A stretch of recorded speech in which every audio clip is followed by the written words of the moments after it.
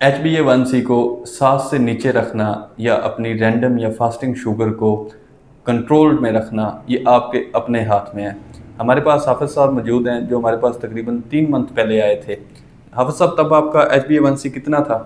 Sir 9.1 था आज का। 9.1 था। और अभी आपका HbA1c कितना आया? सर अब 7.5 के करीब आ गया। 7.5 के करीब आया। हमने कुछ नहीं किया, ये एक ही टैबलेट के ऊपर है, डायबिटीज़ की जो टैबलेट है एक टैबलेट के ऊपर मौजूद है।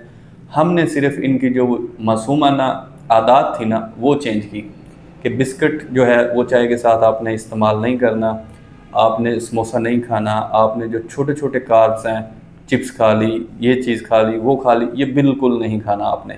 आपने सुबह दोपहर शाम खाना अपना खाएं। दोपहर में जो ब्रेक होती है, जो हमारा टाइम होता है बीच में 10-11 बजे का, या शाम को 3-4 बजे का टाइम, उसमें आप कोई फ्रूट ले लें, दूध ले लें, बाकी रूटीन से अपनी जो खुराक है वो खाएं। अपनी नींद पूरी करें, 6-8 घंटे जो नींद है उसको लें, स्ट्रेस फ्री रहें, पानी ज़्यादा पिएँ। तो ये छोटी छोटी आदत हैं जो आप अगर चेंज करेंगे तो आपका HbA1c बड़ी तेज़ी से रिड्यूस होगा और आपकी शुगर कंट्रोल होना शुरू हो जाएगी। अभी आपके पट्ठों में दर्द होता हो? नहीं सर।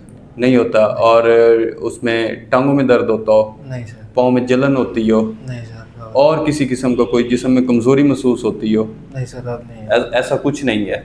सिर्फ़ और सिर्फ इनकी जो आदत है ना वो हमने चेंज की हैं, तो बिल्कुल इनकी जो शुगर है वो अब कंट्रोल्ड है। उम्मीद करते हैं कि नेक्स्ट टाइम जब ये आएँगे तो ये प्री डायबिटीज़ में होंगे और उसके बाद इनकी टैबलेट ख़त्म कर दी जाएगी और बाकी ये अपना एक्सरसाइज़ और खुराक के साथ ही अपनी शुगर को कंट्रोल में रखेंगे। बहुत शुक्रिया।